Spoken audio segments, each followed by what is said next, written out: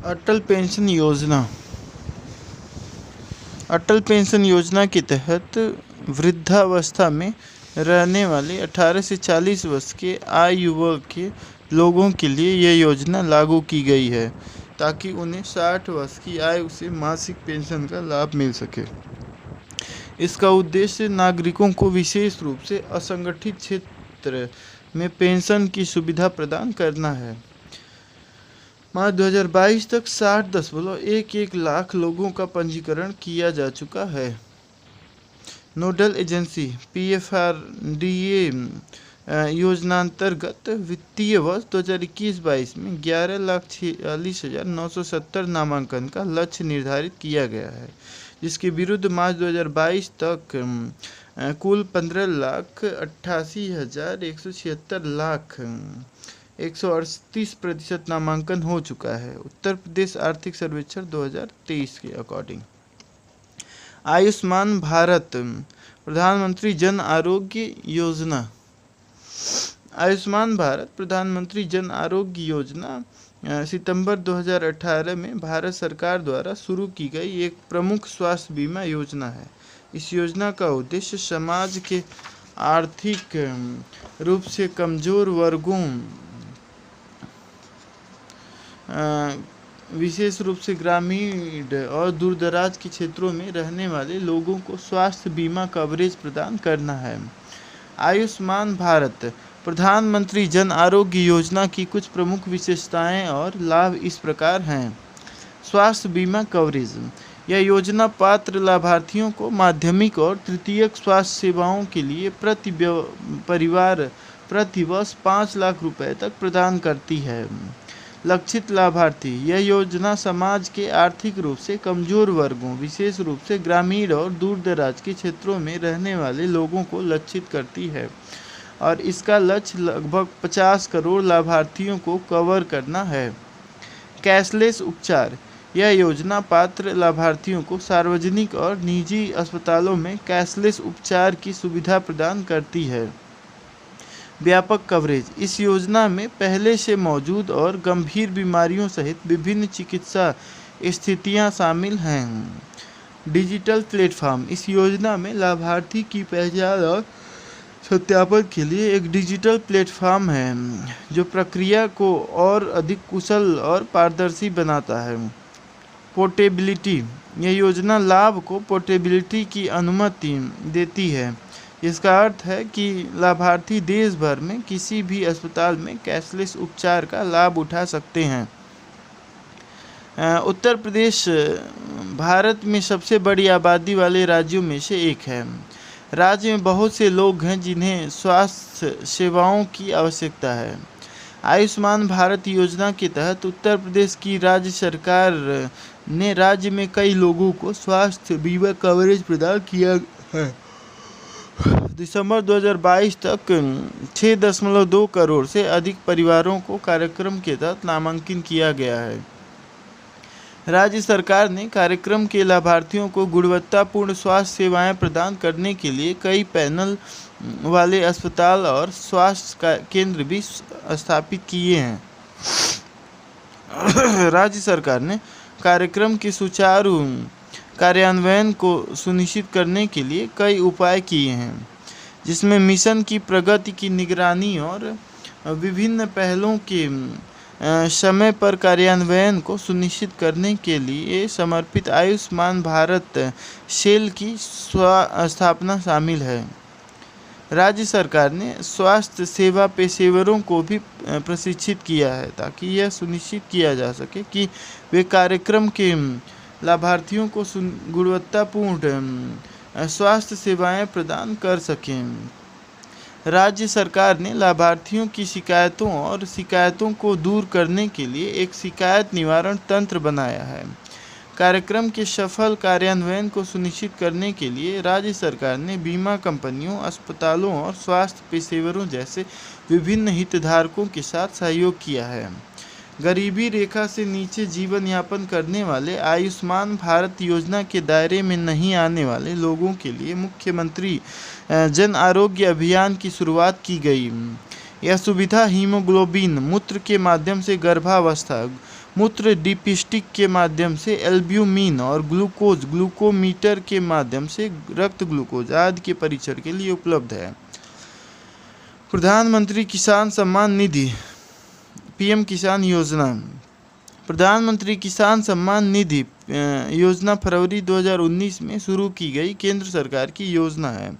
इस योजना का उद्देश्य देश में छोटे और सीमांत किसानों को वित्तीय सहायता प्रदान करना है। पीएम किसान योजना की कुछ प्रमुख विशेषताएं और लाभ इस प्रकार हैं।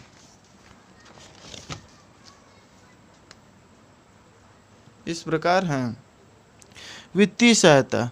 यह योजना पात्र छोटे और सीमांत किसानों को सालाना 6,000 रुपये की प्रत्यक्ष वित्तीय सहायता प्रदान करती है। पात्रता। सभी छोटे और सीमांत किसान जिनके पास 2 हेक्टेयर तक कृषि भूमि है, बाद में इसका दायरा बढ़ाते हुए सभी किसानों को सम्मिलित कर लिया गया, वे इस योजना के लाभ के लिए पात्र हैं। प्रत्यक्ष हस्तांतरण। पात्र किसानों के बैंक खातों में सीधे हस्तांतरण के माध्यम से वित्तीय सहायता प्रदान की जाती है। लाभ। यह योजना छोटे और सीमांत किसानों को महत्वपूर्ण वित्तीय प्रोत्साहन प्रदान करती है, जिससे उन्हें अपने कृषि खर्चों को पूरा करने और अपने जीवन स्तर में सुधार करने में मदद मिलती है। Digital platform. इस योजना में किसान पंजीकरण, सत्यापन और भुगतान के लिए एक डिजिटल प्लेटफॉर्म है, जो प्रक्रिया को और अधिक कुशल और पारदर्शी बनाता है। उत्तर प्रदेश में कार्यान्वयन।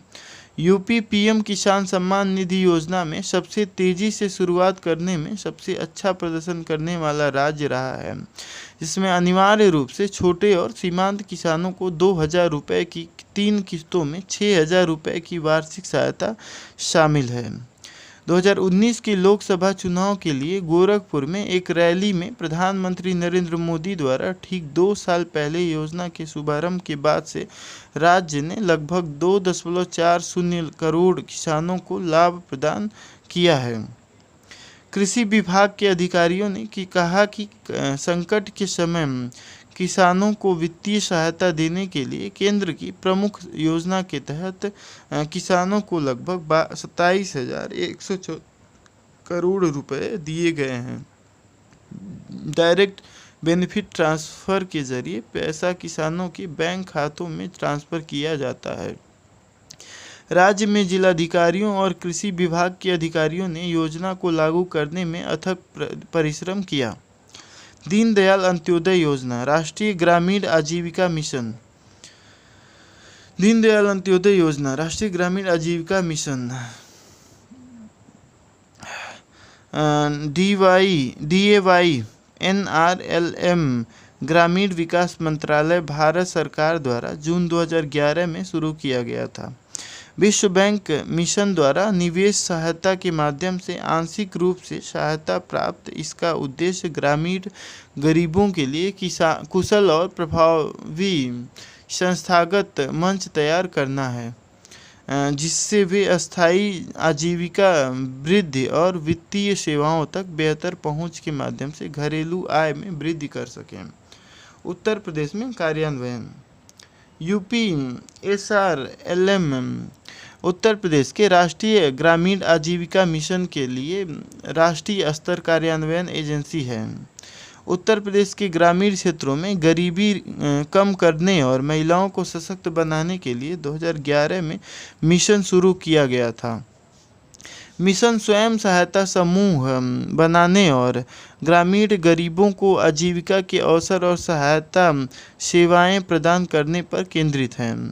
मार्च 2021 तक उत्तर प्रदेश में NRLM के तहत 1.20 करोड़ से अधिक ग्रामीण परिवारों को SHG में शामिल किया गया है, जो भारत में किसी भी राज्य में सबसे अधिक संख्या है।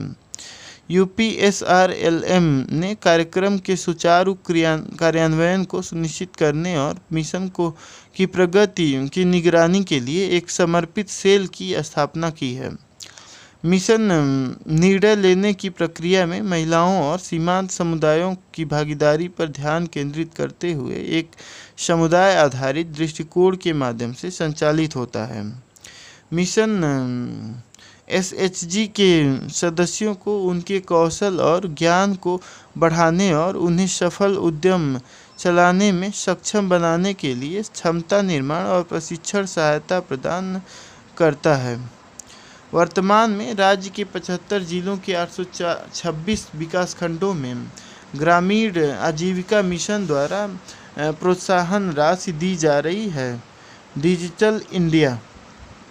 डिजिटल इंडिया योजना भारत को डिजिटल रूप से सशक्त समाज और ज्ञान अर्थव्यवस्था में बदलने के लिए जुलाई 2015 में शुरू की गई भारत सरकार की एक प्रमुख पहल है। यह योजना प्रत्येक नागरिक को एक उपयोगिता के रूप में डिजिटल अवसंरचना प्रदान करने, मांग पर शासन और सेवाएं प्रदान करने और सार्वभौमिक डिजिटल साक्षरता के माध्यम से नागरिकों को डिजिटल रूप से सशक्त बनाने का प्रयास करती है। डिजिटल इंडिया योजना के कुछ प्रमुख घटकों और पहलों में शामिल है।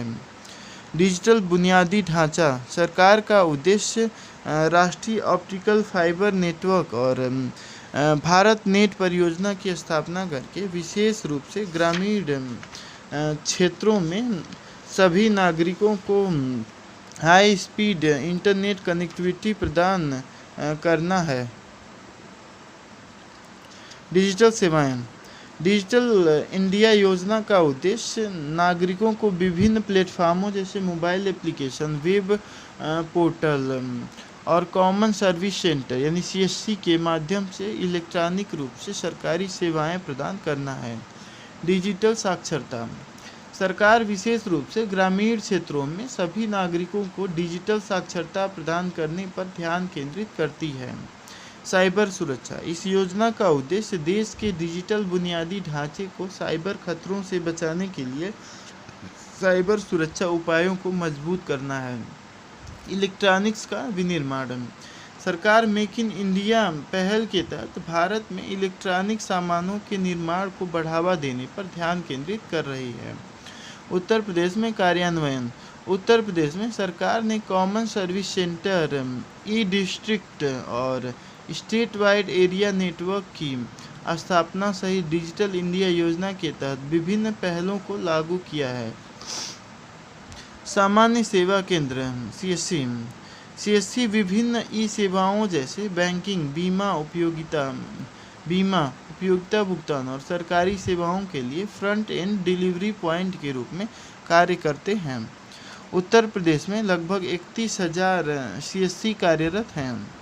ई-डिस्ट्रिक्ट परियोजना का उद्देश्य एक सामान्य मंच स्थापित करके नागरिकों को विभिन्न सरकारी सेवाओं की इलेक्ट्रॉनिक डिलीवरी प्रदान करना है। आज उत्तर प्रदेश के सभी 75 जिलों को ई-डिस्ट्रिक्ट परियोजना के अंतर्गत शामिल किया गया है। स्टेट वाइड एरिया नेटवर्क स्वान। स्टेट वाइड एरिया नेटवर्क स्वान एक नेटवर्क इंफ्रास्ट्रक्चर है जो राज्य के सभी सरकारी कार्यालयों और विभागों को जोड़ता है। स्वान विभिन्न सरकारी एजेंसियों के बीच डाटा और सूचना के सुरक्षित और निर्बाध संचरण को सक्षम बनाता है। स्वान परियोजना उत्तर प्रदेश के सभी जिलों में लागू की गई है। डिजिटल इंडिया योजना ने ई-ऑफिस, ई-टेंडरिंग और ई-प्रोक्योरमेंट जैसी ई-गवर्नेंस पहलों को लागू करके राज्य में शासन और पारदर्शिता को बेहतर बनाने में मदद की है। इस योजना ने राज्य में डिजिटल साक्षरता और कौशल विकास को बढ़ावा देने में भी महत्वपूर्ण भूमिका निभाई है। सरकार ने नागरिकों को प्रशिक्षण और शिक्षा प्रदान करने के लिए विभिन्न प्रशिक्षण केंद्र और डिजिटल साक्षरता शिविर स्थापित किए हैं। डिजिटल इंडिया योजना ने उत्तर प्रदेश में डिजिटल परिवर्तन को सफलतापूर्वक बढ़ावा दिया है और राज्य के समग्र विकास में योगदान दिया है। प्रधानमंत्री कौशल विकास योजना PMKVY। प्रधानमंत्री कौशल विकास योजना स्किल इंडिया मिशन के तहत 2015 में शुरू की गई भारत सरकार की एक प्रमुख योजना है। इस योजना का उद्देश्य देश के युवाओं को रोजगार योग्य बनाने और उनकी उत्पादकता बढ़ाने के लिए कौशल प्रशिक्षण प्रदान करना है। PMKVY योजना की प्रमुख विशेषताएं इस प्रकार हैं। वित्तीय सहायता। पीएमकेवीवाई योजना उन व्यक्तियों को वित्तीय सहायता प्रदान करती है जो इस योजना के तहत कौशल प्रशिक्षण प्राप्त करते हैं। कौशल प्रशिक्षण भागीदार, यह योजना देश भर में कौशल प्रशिक्षण भागीदार के माध्यम से लागू की जाती है। ये प्रशिक्षण भागीदार उम्मीदवारों को विभिन्न कौशलों में उच्च गुणवत्ता वाला प्रशिक्षण प्रदान करने के लिए जिम्मेदार हैं। पूर्व शिक्षा की मान्यता आरपीएल, पीएमकेवीवाई योजना अनौपचारिक रूप से कौशल हासिल करने वाले व्यक्तियों को पूर्व शिक्षा की मान्यता भी प्रदान करती है। उद्योग की ज़रूरतों पर ध्यान, पीएमकेवीवाई योजना को विभिन्न उद्योगों और क्षेत्रों की मांगों को पूरा करने के लिए डिज़ाइन किया गया है। इस योजना ने 34 क्षेत्रों में 220 से अधिक नौकरी की भूमिकाओं की पहचान की है और प्रदान किया जाने वाला प्रशिक्षण उद्योग की आवश्यकताओं पर आधारित है। प्लेसमेंट सहायता, पीएमकेवीवाई योजना प्रशिक्षण पूरा करने वाले उम्मीदवारों को प्लेसमेंट सहायता भी प्रदान करती है। उत्तर प्रदेश में कार्यान्वयन कौशल प्रशिक्षण भागीदार, उत्तर प्रदेश में पीएमकेवीवाई से 150 से अधिक प्रशिक्षण भागीदार जुड़े हुए हैं। ये भागीदार उम्मीदवारों को कौशल प्रशिक्षण प्रदान करने के लिए जिम्मेदार हैं और राज्य भर में 300 से अधिक प्रशिक्षण केंद्र स्थापित किए हैं। प्राथमिकता वाले क्षेत्रों पर ध्यान, उत्तर प्रदेश में पीएमकेवीवाई योजना निर्माण, कपड़ा, इलेक्ट्रॉनिक्स और कृषि जैसे प्राथमिकता वाले क्षेत्रों पर केंद्रित है जिनकी कुशल श्रमिकों की उच्च मांग है। पूर्व शिक्षा की मान्यता यानी कि आरपीएल, उत्तर प्रदेश में पीएमकेवीवाई योजना उन व्यक्तियों को प्रमाणित करने के लिए पूर्व शिक्षा की मान्यता पर जोर देती है जिन्होंने कार्य अनुभव, नौकरी प्रशिक्षण या अनौपचारिक तरीकों के माध्यम से कौशल हासिल किया है। प्लेसमेंट सहायता, उत्तर प्रदेश में पीएमकेवीवाई योजना प्रशिक्षण पूरा करने वाले उम्मीदवारों को प्लेसमेंट सहायता भी प्रदान करती है। इस योजना ने उम्मीदवारों को प्लेसमेंट के अवसर प्रदान करने के लिए विभिन्न उद्योगों और नियोक्ताओं के साथ साझेदारी स्थापित की है। कौशल विकास केंद्र, उत्तर प्रदेश ने पीएमकेवीवाई योजना के तहत 50 नए कौशल विकास केंद्र स्थापित किए हैं जो विभिन्न कौशल में अत्याधुनिक प्रशिक्षण सुविधाओं और प्रशिक्षण से लैस है। रोजगार के अवसर, पीएमकेवीवाई के तहत उत्तर प्रदेश में कुशल श्रमिकों के लिए रोजगार के अवसरों में उल्लेखनीय वृद्धि हुई है। बेटी बचाओ बेटी पढ़ाओ, बेटी बचाओ बेटी पढ़ाओ 2015 में शुरू की गई भारत सरकार की एक प्रमुख योजना है। इस योजना का उद्देश्य देश में घटते बाल लिंगानुपात, कन्या भ्रूण हत्या और लड़कियों के खिलाफ भेदभाव से संबंधित मुद्दों को संबोधित करना है। बेटी बचाओ बेटी पढ़ाओ योजना के बारे में कुछ मुख्य बातें इस प्रकार हैं। उद्देश्य, बेटी बचाओ बेटी पढ़ाओ योजना का मुख्य उद्देश्य लिंग आधारित लिंग चयन को रोकना, बालिकाओं के अस्तित्व और सुरक्षा को सुनिश्चित करना और बालिकाओं की शिक्षा और भागीदारी सुनिश्चित करना है। लक्षित क्षेत्र, यह योजना देश भर के 100 लिंग संकटपूर्ण जिलों पर केंद्रित है जिसमें कम सीएसआर वाले राज्यों पर विशेष ध्यान दिया गया है। कार्यान्वयन, यह योजना स्वास्थ्य एवं परिवार कल्याण मंत्रालय और मानव संसाधन विकास मंत्रालय के सहयोग से महिला एवं बाल विकास मंत्रालय द्वारा कार्यान्वित की जाती है। जागरूकता अभियान, बेटी बचाओ बेटी पढ़ाओ योजना बालिकाओं के प्रति लोगों की मानसिकता को बदलने के लिए जागरूकता अभियानों की आवश्यकता पर जोर देती है। इस योजना ने लोगों को संवेदनशील बनाने और लड़कियों के प्रति उनके दृष्टिकोण को बदलने के लिए विभिन्न अभियान और पहल की हैं। वित्तीय सहायता। यह योजना सुकन्या समृद्धि योजना, प्रधानमंत्री मातृ वंदना योजना और कन्या सुमंगला योजना जैसी विभिन्न योजनाओं के माध्यम से लड़कियों और उनके परिवारों को वित्तीय सहायता प्रदान करती है। ये योजनाएं बालिकाओं की शिक्षा और कल्याण के लिए वित्तीय सहायता प्रदान करती है। परिणाम: बेटी बचाओ बेटी पढ़ाओ योजना के इसकी शुरुआत के बाद से महत्वपूर्ण परिणाम देखे गए हैं। उत्तर प्रदेश में इस योजना ने CSR में सुधार करने और बालिकाओं की शिक्षा और कल्याण को बढ़ावा देने में मदद की है। इस योजना ने जागरूकता पैदा करने और लैंगिक मुद्दों के प्रति लोगों की संवेदनशील बनाने में भी मदद की है। उत्तर प्रदेश में कार्यान्वयन: लक्षित जिले: बेटी बचाओ बेटी पढ़ाओ योजना अगस्त 2022 तक उत्तर प्रदेश के 68 जिलों में लागू की जा चुकी है, जिनकी पहचान कम CSR वाले लिंग संकटपूर्ण जिलों के रूप में की गई है। जागरूकता अभियान: इस योजना ने लैंगिक मुद्दों के प्रति लोगों को संवेदनशील बनाने और बालिकाओं की शिक्षा और कल्याण को बढ़ावा देने के लिए विभिन्न जागरूकता अभियान और पहल की है। इन अभियानों में रैली, सेमिनार, कार्यशाला और नुक्कड़ नाटक शामिल हैं।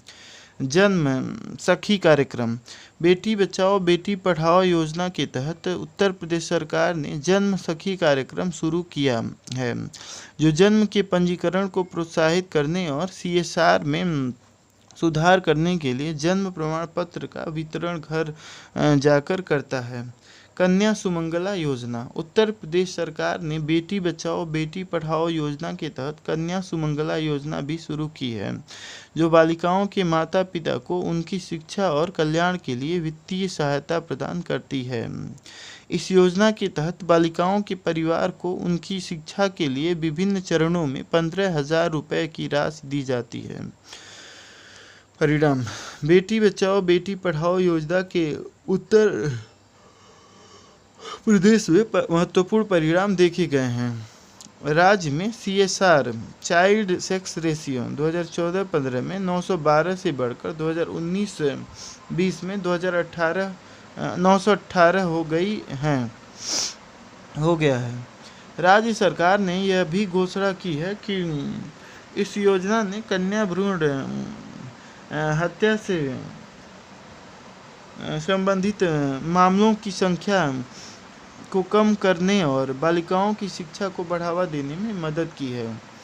चुनौतियाँ: इस योजना की सफलता के बावजूद उत्तर प्रदेश में इसके क्रियान्वयन में अभी भी चुनौतियाँ हैं।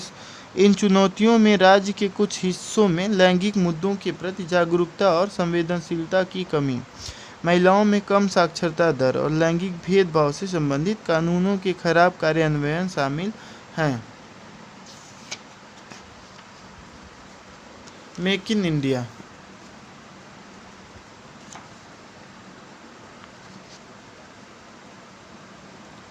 मेक इन इंडिया भारत को वैश्विक विनिर्माण केंद्र के रूप में बढ़ावा देने और देश के विनिर्माण क्षेत्र को बढ़ावा देने के लिए सितंबर 2014 में भारत सरकार द्वारा शुरू किया गया एक प्रमुख कार्यक्रम है।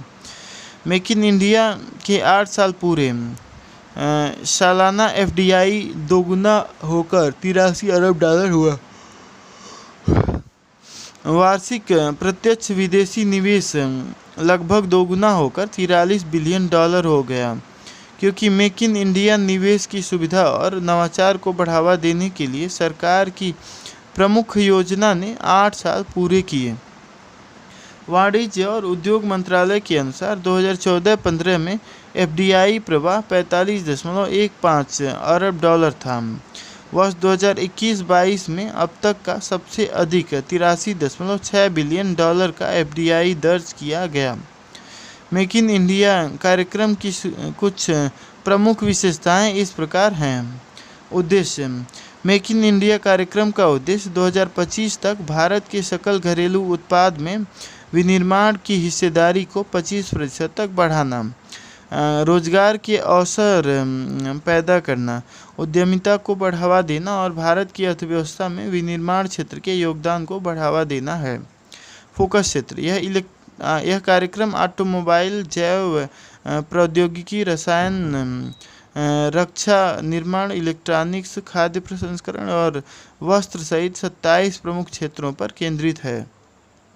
नीतिगत सुधार। मेक इन इंडिया कार्यक्रम ने एफडीआई मानदंडों के उदारीकरण, प्रक्रियाओं के सरलीकरण और वस्तु एवं सेवा कर, जीएसटी और राष्ट्रीय बौद्धिक संपदा अधिकार नीति जैसी पहलों की शुरुआत सहित विभिन्न नीतिगत सुधारों को जन्म दिया है।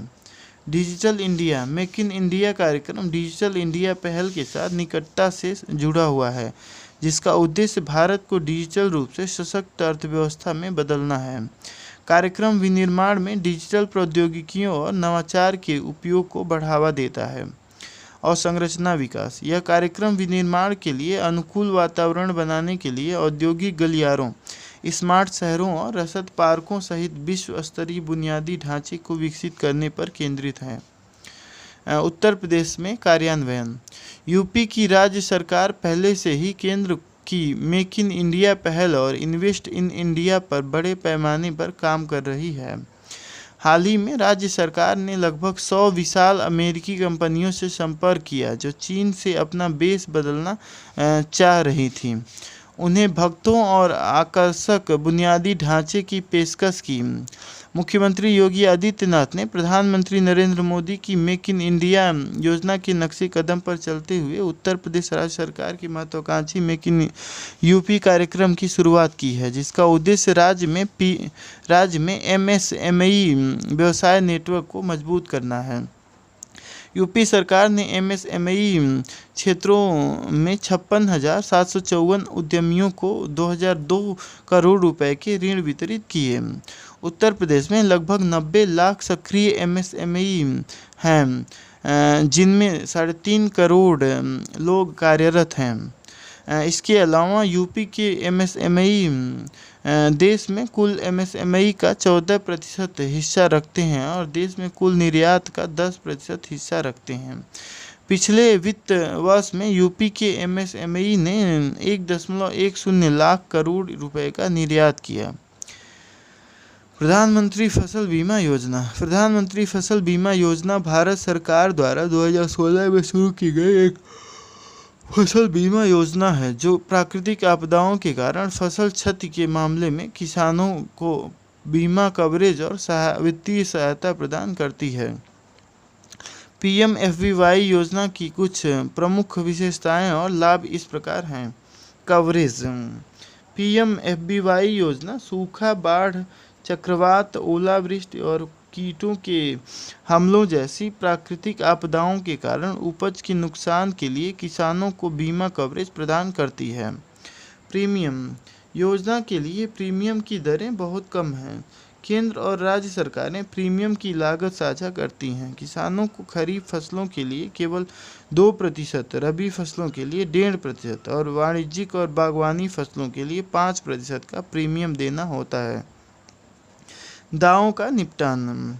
पीएमएफबीवाई योजना के तहत दावों का निपटान फसल खराब होने की तारीख से 2 महीने के भीतर किया जाता है। प्रत्यक्ष लाभ अंतरण डीबीटी प्रणाली के माध्यम से दावों का निपटान सीधे किसानों के बैंक खातों में किया जाता है। प्रौद्योगिकी संचालित करना। पीएम फसल बीमा योजना ये है, तो इसको क्या पढ़ें, सीधे यहाँ। प्रौद्योगिकी संचालित। पीएमएफबीवाई योजना प्रौद्योगिकी संचालित है, जिसमें दावों के त्वरित मूल्यांकन और निपटान के लिए रिमोट सेंसिंग और स्मार्टफोन का उपयोग किया जाता है। यह योजना प्रभावी कार्यान्वयन के लिए राष्ट्रीय फसल बीमा पोर्टल का भी उपयोग करती है। किसान अनुकूल। पीएमएफबीवाई योजना किसानों के अनुकूल है, जिसमें सरलीकृत आवेदन प्रक्रिया, दावों का समय पर निपटान और फसल क्षति के मामले में किसानों को वित्तीय सहायता का प्रावधान है। उत्तर प्रदेश में कार्यान्वयन। उत्तर प्रदेश में पीएमएफबीवाई योजना के कार्यान्वयन ने प्राकृतिक आपदाओं के कारण फसल क्षति के मामले में किसानों को बीमा कवरेज और वित्तीय सहायता प्रदान की है। योजनांतर्गत चालू वित्तीय वर्ष में कुल 23,08,487 किसानों को खरीफ फसल में सहायता प्रदान की गई है, जो पिछले वर्ष 21,60,222 किसान से 1,48,265 अधिक है। PMFBY योजना उत्तर प्रदेश में किसानों को सुरक्षा जाल प्रदान करने में सफल रही है और प्राकृतिक आपदाओं के कारण फसल क्षति के कारण कृषि संकट को कम करने में मदद मिली है। प्रधानमंत्री ग्राम सड़क योजना, यह योजना 25 दिसंबर 2000 को शुरू की गई थी। इसका मुख्य उद्देश्य 500 या इससे अधिक आबादी वाले ग्रामीण क्षेत्रों में सड़क संपर्क से वंचित गांवों को 12मासी सड़कों से जोड़ना था, जिसे राज्य में पूरा कर लिया गया है। उत्तर प्रदेश में कार्यान्वयन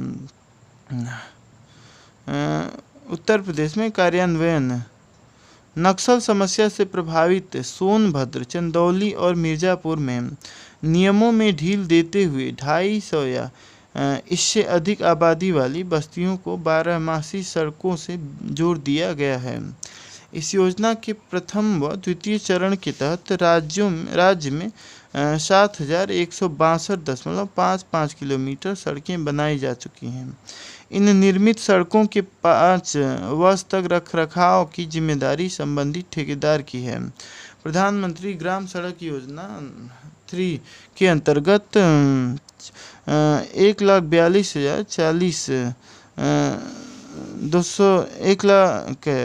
14,240 से 79 करोड़ रुपए की लागत से 5,376.33 किलोमीटर कार्य पूर्ण किए गए हैं तथा 18,770.17 किलोमीटर लंबी 2,534 सड़कों के स्वीकृत कार्यों में से 553 सड़कों का निर्माण किया गया है। शेष कार्य प्रगति पर है। इस योजना के तहत राज्य में पहली बार FDR तकनीक का उपयोग कर ग्रामीण सड़कों का निर्माण किया जा रहा है। इस तकनीक के तहत 5,508.08 करोड़ रुपए की लागत से 5,458.61 किलोमीटर लंबाई की 696 सड़कों का निर्माण किया जा रहा है। FDR तकनीक द्वारा स्वीकृत 40 मार्गों पर काम चल रहा है और नवंबर 2022 तक FDR के तहत 134 किमी का निर्माण किया जा चुका है। अब नेक्स्ट चैप्टर है 18, उत्तर प्रदेश में पर्यटन मुद्दे और संभावनाएं। परिचय। उत्तर प्रदेश में पर्यटन विकास के लिए निजी क्षेत्र में पूंजी निवेश की अपार संभावनाएं हैं। हर साल हर उम्र, वर्ग, समुदाय और क्षेत्र से कई पर्यटक आते हैं। पर्यटन एक ऐसा क्षेत्र है जहां कम निवेश में भी अधिक रोजगार सृजित किया जा सकता है। रोजगार एवं राजस्व की दृष्टि से इस उद्योग के महत्व को देखते हुए राज्य सरकार द्वारा इसके विकास पर विशेष ध्यान दिया जा रहा है। पर्यटन उन समाजों की गतिविधि है जो अवकाश, व्यवसाय और अन्य प्रतिबद्धताओं के लिए अपने रोजमर्रा के वातावरण से बाहर यात्रा करते हैं। पर्यटन आनंद या दर्शनीय स्थलों की यात्रा के लिए की जाने वाली यात्रा होती है। भारत में पर्यटन एक उभरता हुआ उद्योग है, एक रोजगार सृजक है, देश के लिए विदेशी मुद्रा का एक महत्वपूर्ण स्रोत है और एक वित्तीय गतिविधि है जो आसपास और मेजबान समूहों को आर्थिक रूप से सक्षम बनाती है। पर्यटन के बहुआयामी आकर्षणों से परिपूर्ण उत्तर प्रदेश भी भारत का एक ऐसा राज्य है जिसमें पर्यटन के विकास के लिए आवश्यक सभी संसाधन मौजूद हैं, जैसे भौगोलिक और सांस्कृतिक विविधता, स्वच्छ और शांत वातावरण, गंगा यमुना की अविरल धाराएं, पवित्र स्थान और ऐतिहासिक स्मारकों आदि। राज्य सरकार ने विकास के लिए बुनियादी ढांचे को बढ़ाया है।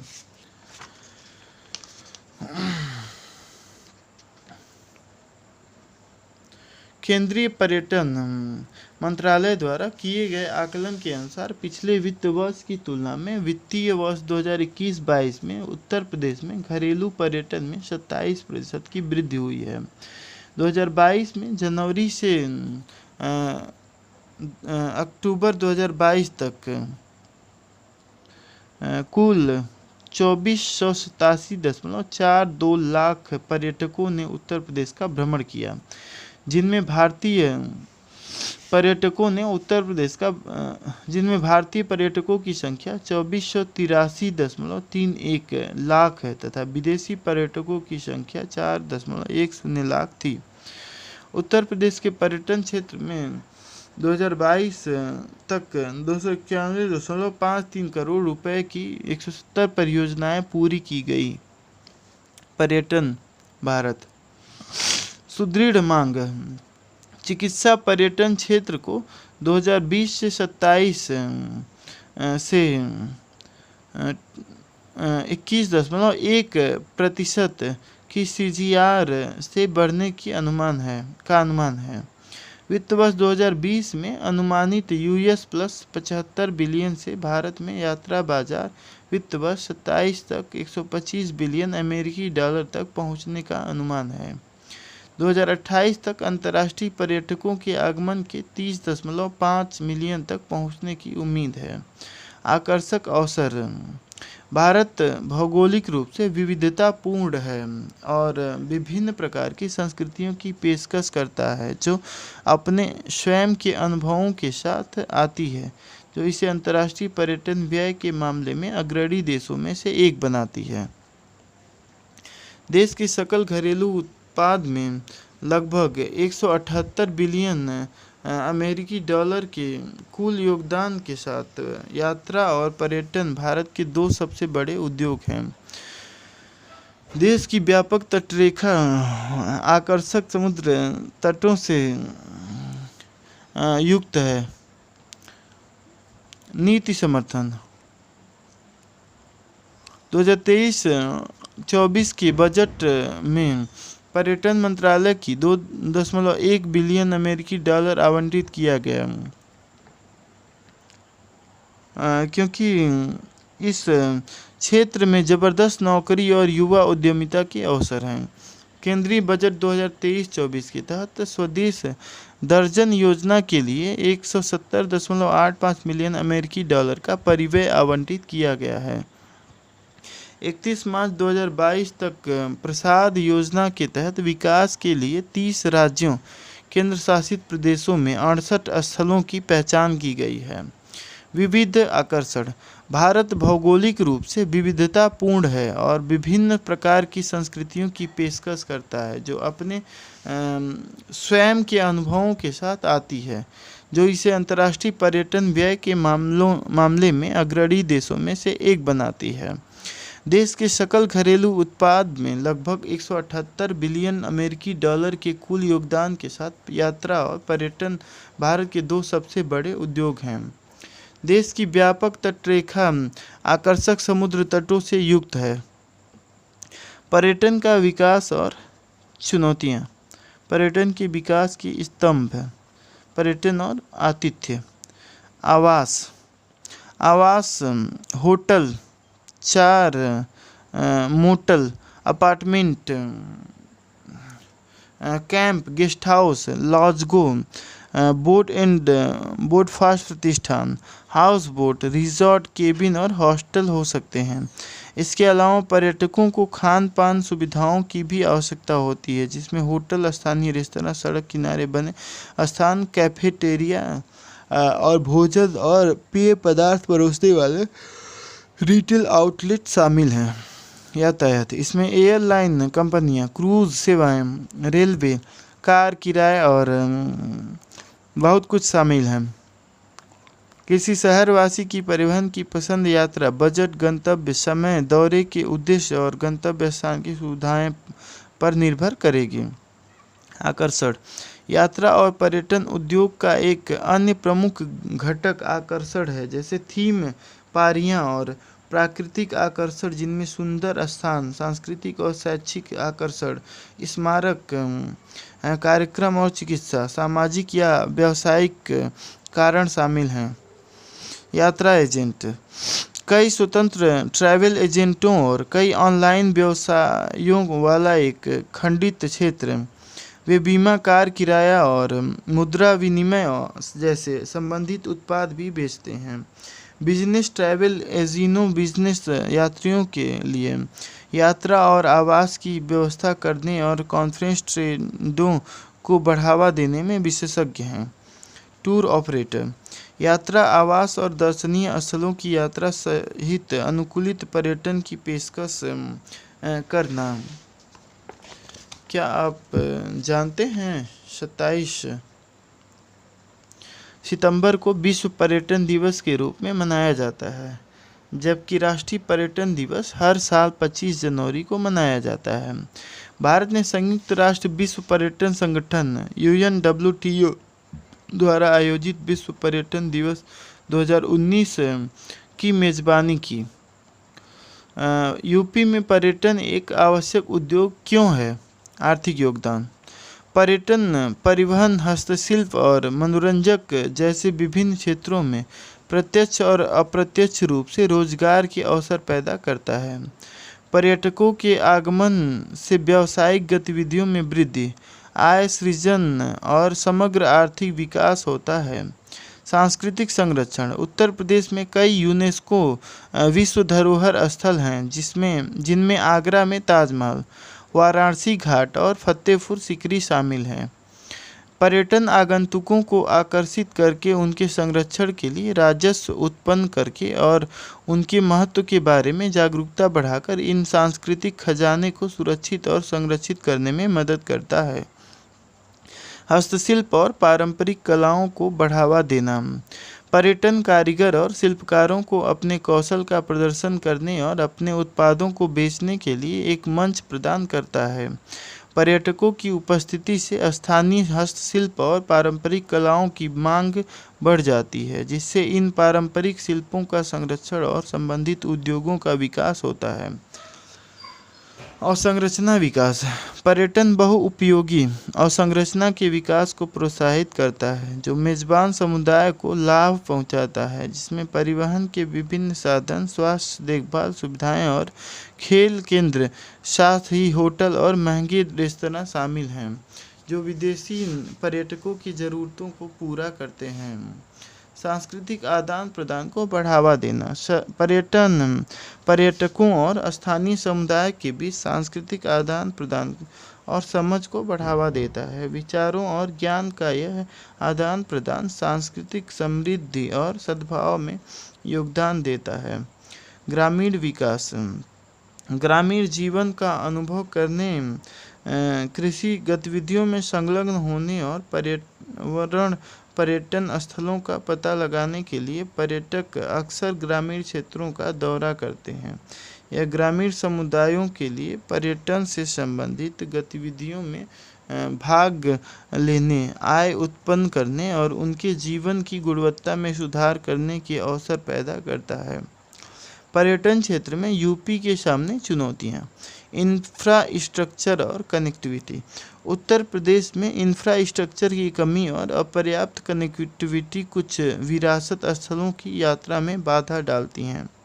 होटलों में कमरों की उपलब्धता का अभाव भी देखा जाता है। कई यात्री स्थानों के लिए यह हवाई और रेल के माध्यम से पर्याप्त सड़क संपर्क की आवश्यकता है।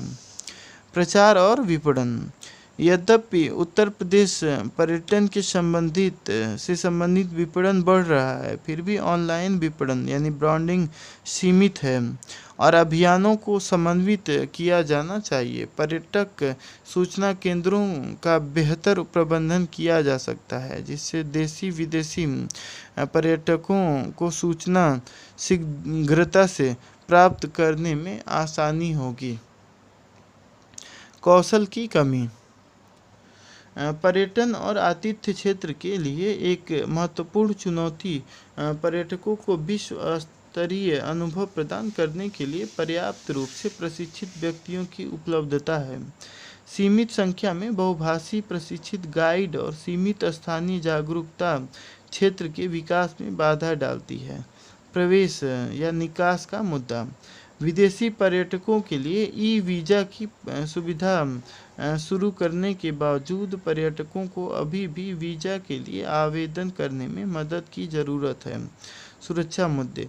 पर्यटकों के लिए सुरक्षा उपायों का अभाव, प्रमाणित और प्रशिक्षित गाइडों की अपर्याप्तता, अनुचित रखरखाव। धार्मिक पर्यटन स्थलों का अनुचित रखरखाव। विरासत स्थलों को एक उचित संरक्षण प्रणाली की आवश्यकता है। पर्यटन स्थलों पर गंदा और अस्वच्छ वातावरण। राष्ट्रीय उद्यानों में उचित प्रबंधन का अभाव। उत्तर प्रदेश में पर्यटन की संभावनाएं, क्षमताएं। राज्य में पर्यटन स्थलों के विशाल नेटवर्क की उपस्थिति के कारण उत्तर प्रदेश देश के सबसे पसंदीदा राज्यों में से एक है। उत्तर प्रदेश में पर्यटन में तेजी से वृद्धि ने राज्य की वित्तीय व्यवस्था और उसके आसपास के इलाकों को प्रभावित किया है। सामाजिक वित्तीय सुधार की बहुत सारी तकनीकों के अनुरूप इसका प्रभाव काफ़ी हद तक मुद्दों और संभावनाओं दोनों को पैदा करता है। प्रत्यक्ष और अप्रत्यक्ष रूप से व्यापार और व्यवसाय समुदाय को पर्यटन में शामिल किया जाता है। यह एक बड़ा उद्योग है जिसमें यात्री बनाने की महत्वपूर्ण स्थिति है। वह अपने बजट का कुछ हिस्सा परिवहन, साइट देखने और कुछ खरीदारी करने पर खर्च करता है। क्या आप जानते हैं यूपी एसटीडीसी स्थापना। उत्तर प्रदेश राज्य पर्यटन विकास निगम लिमिटेड यूपी एसटीडीसी की स्थापना 1974 में हुई थी। इसकी अधिकृत शेयर पूंजी 40 करोड़ रुपए है और इसकी प्रदत्त पूंजी 32.60 करोड़ रुपए है। यह विभिन्न गतिविधियों के लिए 40 पर्यटक बंगले, होटल और 7 अप टूर्स डिवीज़न और 3 अन्य इकाइयों का संचालन करता है। यूपी एसटीडीसी के उद्देश्य। उत्तर प्रदेश राज्य पर्यटन विकास निगम लिमिटेड की स्थापना का मुख्य उद्देश्य पर्यटकों के लिए पर्यटक आवास, रेस्तरां और सड़क के किनारे की सुविधाएं प्रदान करना और जोरदार प्रचार के माध्यम से राज्य में पर्यटन को बढ़ावा देने के लिए मनोरंजन केंद्र खोलना और पैकेज टूर आयोजित करना है। धार्मिक पर्यटन। उत्तर प्रदेश अपने धार्मिक और सांस्कृतिक दृष्टि से देशी विदेशी पर्यटकों को आकर्षित करता है, जिसमें अयोध्या, प्रयागराज, वाराणसी, नैमिषारण्य, विंध्याचल, चित्रकूट, मथुरा, वृंदावन, श्रावस्ती, कुशीनगर, सारनाथ प्रमुख हैं। हर साल की तरह इस साल भी अयोध्या में बड़े पैमाने पर दीपोत्सव का आयोजन किया गया है। इस अवसर पर राम की पैड़ी पर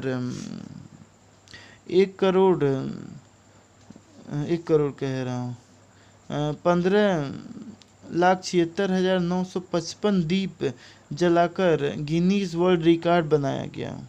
15,76,955 दीप जलाकर। ऐसे आयोजनों से पर्यटन क्षेत्र के माध्यम से राजस्व तो बढ़ ही रहा है, साथ ही अप्रत्यक्ष रोजगार सृजित हो रहा है।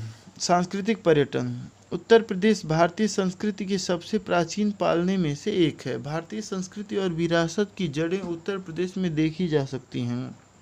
अगर हम धर्म आधारित पर्यटन की बात करें तो यूपी में विविध धार्मिक पर्यटकों को आकर्षित करने की क्षमता है, क्योंकि यूपी बौद्ध धर्म, जैन धर्म और इनसे जुड़ी महान संस्कृति और उत्कृष्ट वास्तुकला की भूमि है, जिसे कोई भी देश देखकर प्रशंसा कर सकता है। बौद्ध धर्म से संबंधित स्थान सारनाथ, कौशाम्बी, श्रावस्ती, संकीसा और कुशीनगर हैं। जैन धर्म से संबंधित स्थान अयोध्या, काशी, श्रावस्ती हैं। इलाहाबाद में कुंभ मेला और महाकुंभ आदि मेले भी सांस्कृतिक पर्यटन को बढ़ावा देते हैं। उदाहरण अयोध्या में अप्रैल 2022 से नियमित रामलीला का आयोजन किया जा रहा है। आज़ादी का अमृत महोत्सव और चौराचारी शताब्दी महोत्सव के तहत पूरे प्रदेश में नियमित रूप से विभिन्न कार्यक्रम, प्रदर्शनियां, सेमिनार, वेबिनार आदि आयोजित किए जा रहे हैं। उत्तर प्रदेश अब देश का पहला अमृत सरोवर वाला राज्य बन गया है। जिसका उद्घाटन मई 2022 में रामपुर जिले में किया गया था। यह उत्तर प्रदेश सरकार द्वारा विकसित किए जाने वाले 789 तालाबों में से एक है। लगभग 60 लाख रुपए यानी कि 77,384.88 अमेरिकी डॉलर इस जल निकाय को बनाने में खर्च किए गए हैं। ग्राम पर्यटन उत्तर प्रदेश में भारत के सबसे महत्वपूर्ण गांव हैं। इस कारण राज्य सरकार अपने ग्रामीणों की समृद्ध सांस्कृतिक विरासत को प्रकाश में लाने की दिशा में कार्य कर रही है। राज्य पर्यटन विभाग पर्यटन को गांव तक ले जाने में सक्षम होने को लेकर आशान्वित महसूस कर रहा है। राज्य पर्यटन विभाग ने चरणबद्ध अभियान शुरू किया है। इस अभियान का मुख्य उद्देश्य गांवों को सांस्कृतिक विरासत को बढ़ावा देना है। इनमें से कई गांवों की समृद्ध ऐतिहासिक पृष्ठभूमि भी है। इको टूरिज्म उत्तर प्रदेश अपने 16,620 वर्ग किमी के वन क्षेत्र के साथ उत्तम परिदृश्य, वन, घुमावदार नदियों, वन्य जीवन, वनस्पतियों और जीवों का घर है। राज्य के तराई में सबसे घनी हरित क्षेत्र है। यह हरा भरा क्षेत्र कई वन्य जीवों और जीवों का घर है। बाघ, हाथी, हिरन, मगरमच्छ, डॉल्फिन, उत्तम पक्षी प्रजातियां और घनी वनस्पति एक प्रकृति प्रेमी का सपना सच होता है। उत्तर प्रदेश में कई पक्षी अभयारण्य हैं, जहां सर्दियों के दौरान उत्तरी गोलार्ध से कई प्रवासी पक्षी आते हैं। उत्तर प्रदेश का यह राज्य वन्य जीव प्रेमी पर्यटकों को आकर्षित करता है। पारिस्थितिकी पर्यटन पीलीभीत टाइगर रिजर्व की स्थापना सितंबर 2008 में भारत के 45वें टाइगर रिजर्व प्रोजेक्ट के रूप में की गई थी। यहाँ भारतीय उपमहाद्वीप के पक्षियों की लगभग 1300 प्रजातियों में से 326 प्रजातियां देखी जा सकती हैं, जिनमें hornbill, peafowl, fish eagle, black neck सारस, ऊनी गर्दन वाला सारस, डोंगो, नाइट जार, हरा कबूतर, चित्तीदार उल्लू, जंगल बवल, काला फ्रैंकोलिन, मछली उल्लू आदि। दुधवा राष्ट्रीय उद्यान यह लखीमपुर खीरी में नेपाल की सीमा से सटे तराई भाबर क्षेत्र में स्थित है। यह देश के तराई वाले वन क्षेत्रों में शामिल है, जहां वनस्पतियां और जीवों की विविध प्रजातियां प्राकृतिक रूप से पाई जाती हैं। यह बाघ, तेंदुआ, बारहसिंघा, गीदड़, हाथी, गीदड़, लकड़बग्घे और एक सींग वाले गैंडे के अलावा हिरन की कई प्रजातियों का घर है। सूर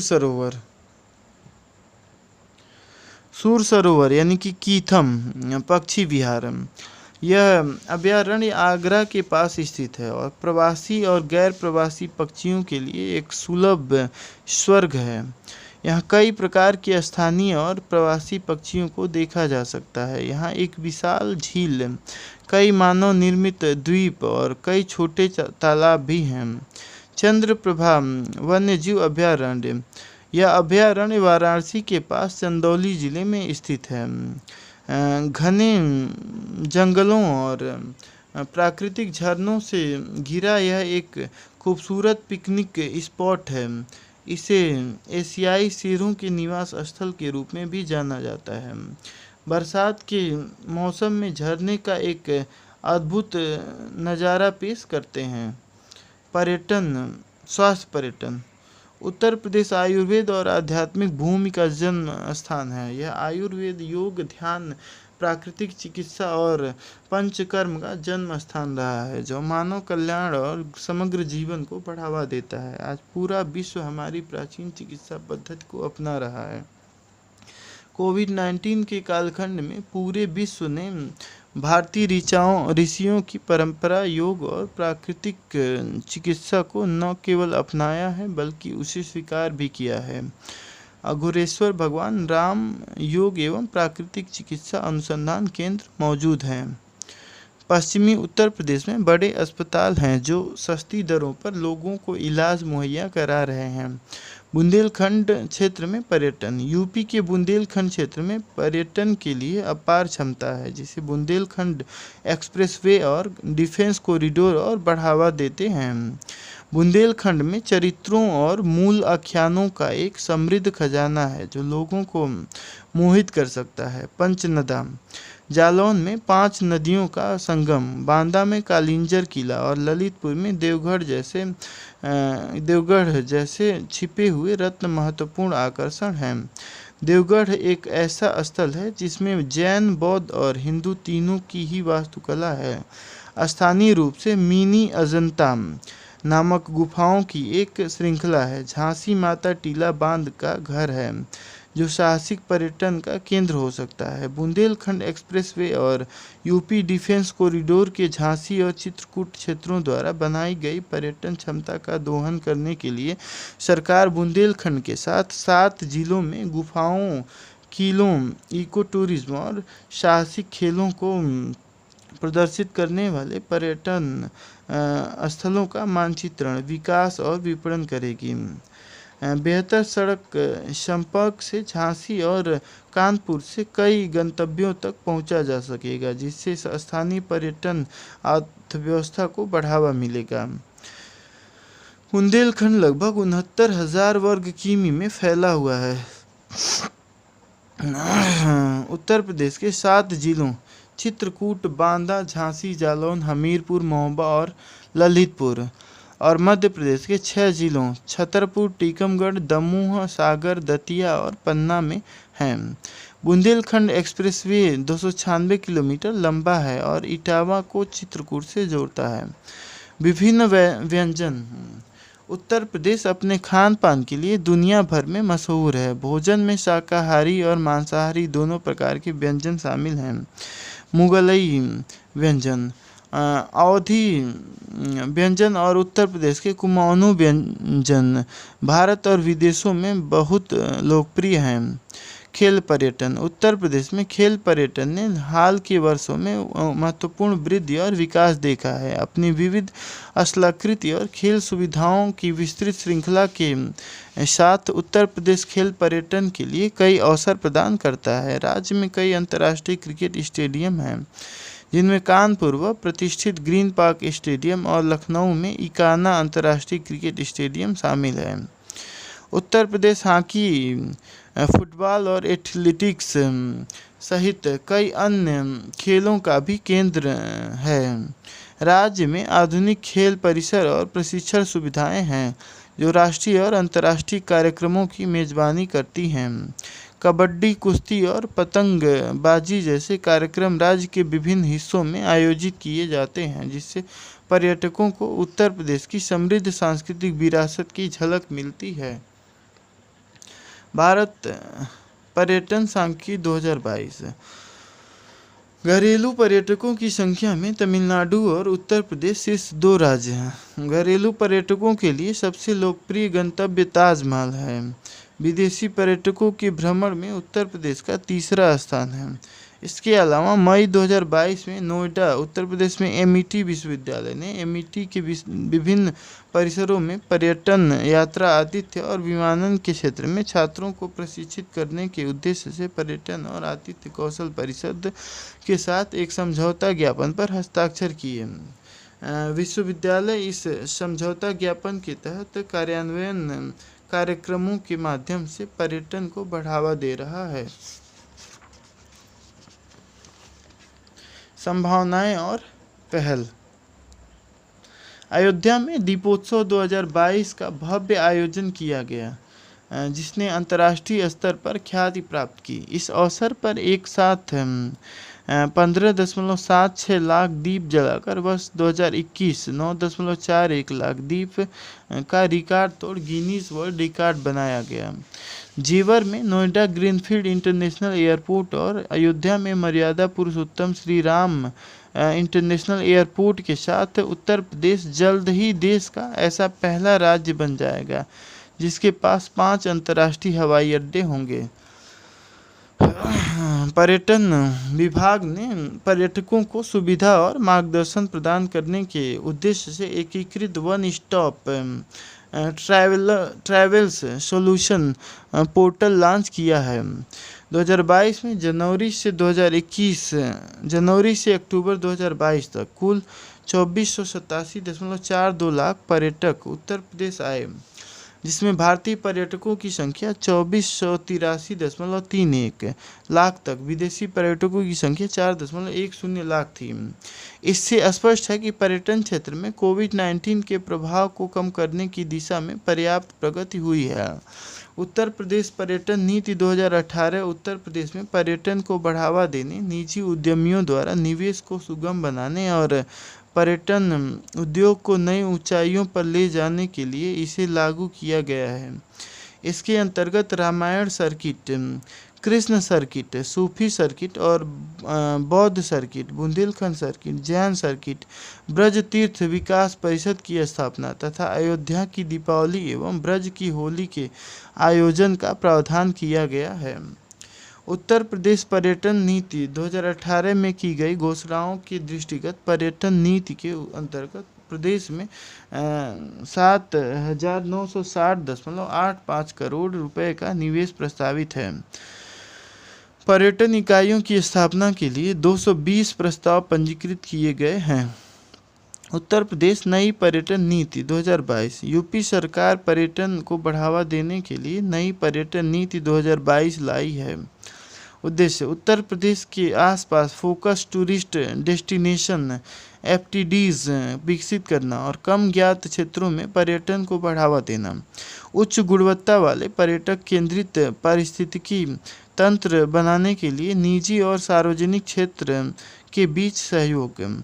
उत्तर प्रदेश में निवेश को प्रोत्साहित करने और रोजगार सृजित करने के लिए विषयगत क्षेत्रों का निर्माण करना। पर्यटकों के आगमन की गुणवत्ता और पहुंच बढ़ाने के लिए पर्यटन सर्किटों में बुनियादी ढांचे और पर्यटन प्रस्तावों को बढ़ाना।